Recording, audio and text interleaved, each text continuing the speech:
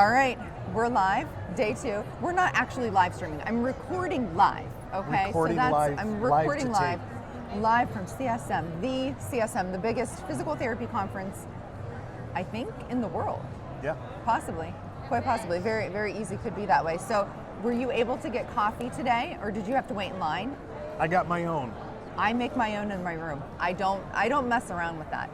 I don't want to risk that there will not be caffeine left for me, so I just do it myself. I'm not a coffee guy, but I do have my caffeine. Okay, all right. Well, I'm glad that you're caffeinated. Yes. So am I.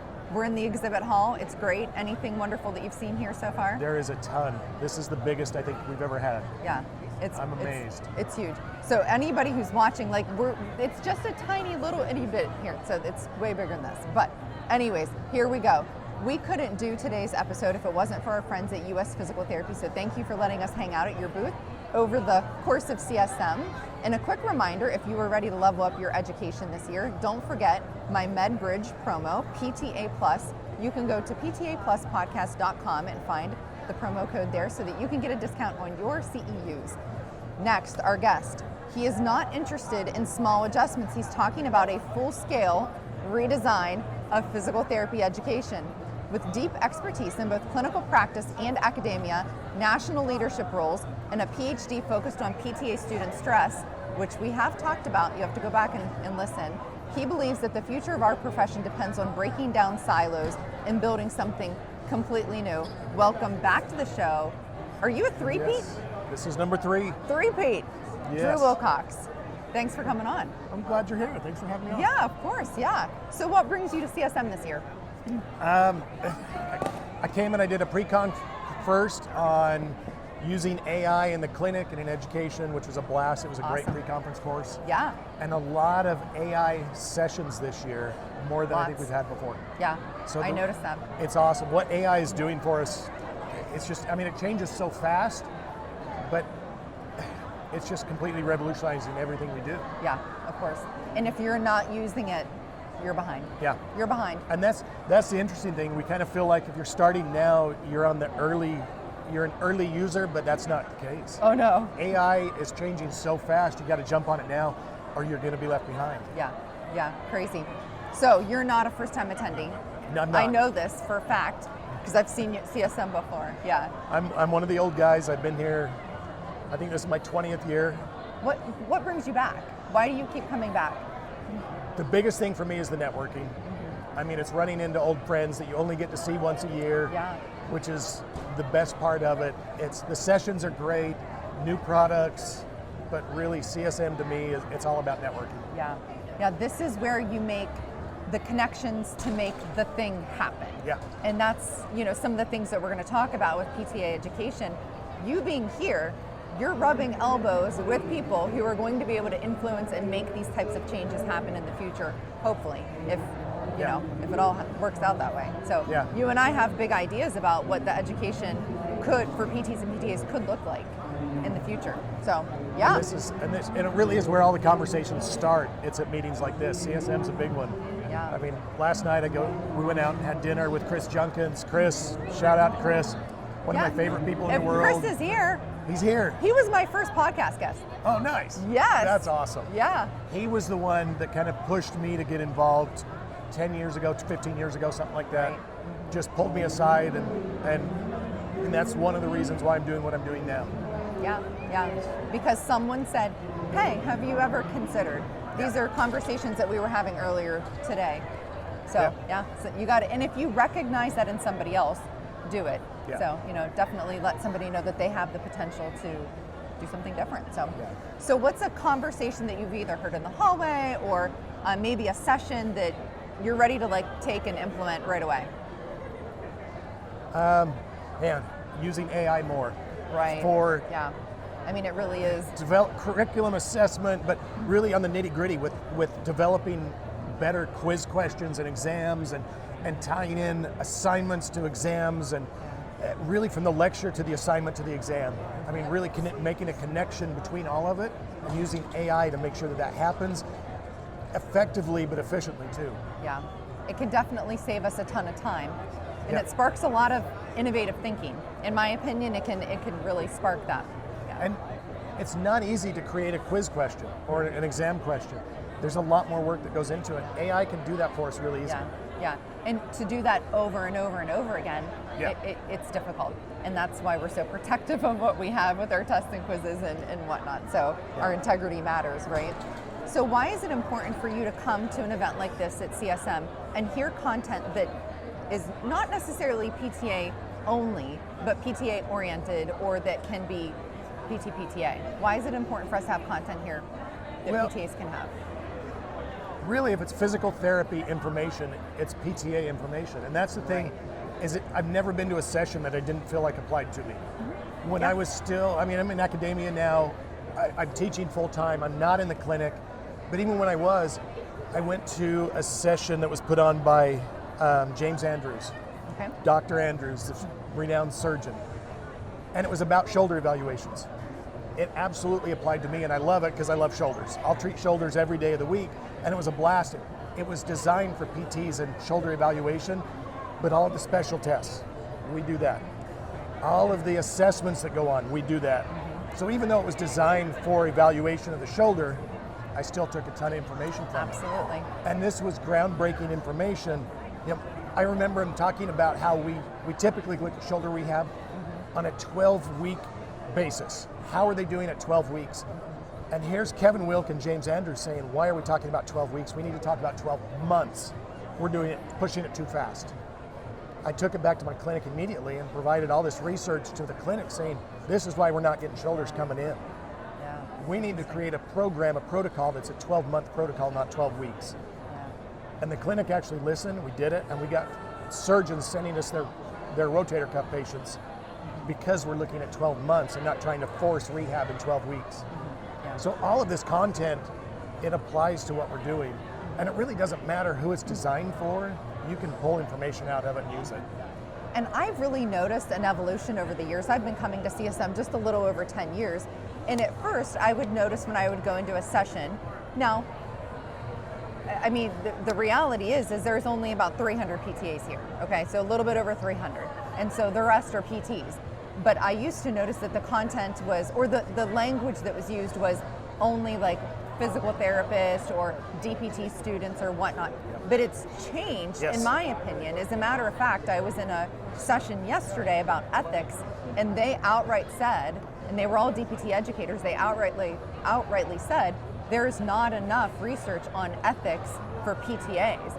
We simply don't have it. We looked, we tried to find it, it just doesn't exist. Yeah. I also know this very much so to be true for clinical reasoning because I did a lot of research towards clinical reasoning. It doesn't exist. Right. So there's gotta be, we have to drive the bus to get to the end goal, right? And that's the thing, we have to create where it's not there, there's your gap. That's what we need to push. My dissertation was on stress in PTA students. There's nothing out there. We have a ton of research on every other health profession, including DPT students, but we have nothing on PTAs. So it was an easy thing to do, and then I was able to create a comparison with the DPT research using the same tool. Somebody just has to take that step and do it. Yeah. But it has changed. I think you're absolutely right. We used to hear everything was about physical therapists, and it's not anymore. No. We talk about education, it's physical therapy education, which includes both roles. And that's the big push, is including both roles and trying to find a way to take the two silos and get rid of the silos and create one pathway. Right. And that's that revolution that we need to start looking at. Is they used to always say PTA program is not a stepping stone to DPT, which it never has been. Yeah. That's the problem. It was not designed to be that. Yeah. And we got to blow it up and redesign it so that we take advantage of the benefits of both. Yeah. Well, explain to me, how do we do this? There's a few things we're facing in physical therapy education. We're facing a demographic cliff. Not as many kids are going to college. Not as many kids are going into physical therapy. So that's a problem. Yeah. The cost of education is skyrocketing. I mean, that's been on everybody's minds for 10, 15 years now. Right. Yeah. That's the reason I never did a DPT. It didn't make any sense for me. I did my associate degree, bachelor's degree, master's degree, and a PhD, the same price as an average 3-year DPT. Yep. I make more than most PTs do. So it just didn't make any sense. what we've got to do is we've got to change our thinking. Instead of two separate silos, we create one pathway, one highway with multiple exits and entrances. Yeah. Why don't we take the DPT, do some of that in undergrad with the PTA program, then they can finish the bachelor's degree and do a DPT, but the DPT can now be a year and a half, maybe 2 years at the most. We can cut out some of the clinical education, because if you're a PTA practicing, you're treating patients. Why do you need 30 weeks of clinicals when you're already working, you're treating patients? Right. So there's a lot of that we can cut down. Why do you need to go retake modalities? Yeah. We took syllabus from a few PTA programs, the syllabi for their modalities class, and we took a couple syllabi for DPT programs for the same class. Threw it into AI and said, compare this with the CAPT standards. They're the exact same, no difference. Wow. But if a PTA wants to go get a DPT, they have to retake that class, because I don't know why. Yeah. It's not accepted as completed. So if we look at the demographic cliff where not as many students are coming in, which we're seeing, not as many applications for either program. Yeah. So if we treat this as a highway, they can start as a PTA. Now you have a pathway for 10,000 PTAs a year to move on to DPTs. Right. Yeah. We get rid of some of these barriers. Now we have that really a whole new pot of applicants. Yeah. Who have experience and want more information. They're already in the profession. They want to be in the profession. They know what it is. They just want more information. They want to go deeper with their knowledge. Yeah. So if we go PTA to DPT, now they can add a residency on, because the cost of their DPT just got cut in half. Right. So now we can go even deeper with a residency, and they can afford to do it. So the return on investment just skyrocketed. Right. Yeah. Now we get more students coming into physical therapy, and we get the brighter students coming into physical therapy. They can see it's beneficial financially. Yeah. And my personal opinion is we need to start creating some very specific scholarships for PTAs to make it across the finish line. Yeah. We know that the shortage is here. Yeah. We know we have this whole group of PTAs that we could tap into. Let's start creating financial pathways for them now, build some scholarships, get them through. Why not? Right? I mean, and I always say, even with the way it is now, with all the barriers in place, about 25% of any PTA cohort should be going on. They can handle the rigor, we know that. They know how to learn, they know how they learn. They know how to study. That's half the battle. So they can handle the rigor and they know how to learn. What else do they need to move on? And a lot of those students, at least 25% of any PTA cohort should be going on. But there's so many barriers in place that they're not. Yeah. So when we see these PTAs that are going on right now with all the barriers in place, they have to go get more prereqs done. They have to, a year of chem and a year of physics and all of these things that, are they needed or are they just in place because that's the way it's always been? But you're seeing PTAs who still do it. I mean, that's extra effort. Those PTAs that go on and get their DPT right now deserve a little extra credit. Yeah. If we can remove these barriers, I think we'll see a lot more PTAs doing it. And they'll go in as an entry level or a new grad DPT, but think of how that changes entry level at that point where they've been treating patients for 3, 4, 5 years. Right, right. All they're doing now is adding those evaluation skills, differential diagnosis and those things, but they've been treating patients for 5 years. It's not entry level anymore. Yeah. So it really changes the whole paradigm, and that's that revolution we need. We need to change everything about how we're looking at it, jump out of this box, out of this silo that we've been in for 50 years, and just blow it up and redo it. Yeah. So who do we need to talk to? What do we need to do? We need everybody on board to start looking at this from a logical perspective, not from an egotistical perspective. We need to look at it, how do we benefit the profession? If we take a 5 or 6 year clinician that wants more information, why do we shut them down and tell them no? Yeah. Or put so many barriers in front of them that it's not worth it to them to finish it out. Right. We remove the barriers, now we make it easier for them. There's not one person that can do that. This has to be all of physical therapy education coming together saying, we got to change what we're doing, how we're looking at this. Yeah. We need a new paradigm to work from because the old one is just putting us in a dead end. Yeah. We're not The only way we can improve this is to completely revamp what we're doing. And there are some good bridge programs that are starting up. Yeah. All of a sudden we went from 1 to 6 bridge programs Right. accredited. Yeah. I know of multiple bridge programs, 5 or 6 more that are in the works. So it's happening. Yeah. It's just not a true bridge. Yeah. They're not giving credit for prior learning. They're not giving PTAs credit for knowing what they know. Yeah. Where PTAs are still having to start from scratch and redo all the curriculum. Yeah. That's the problem. That's why we can't shorten the program down. No. If Yeah. we give them credit, why do they have to retake modalities? Why do they have to retake Therex? Why these practice issues where it's a lot of the legality of things? They know how to read a practice act. They've been doing it for years. Yeah. But we make them redo it. Yeah.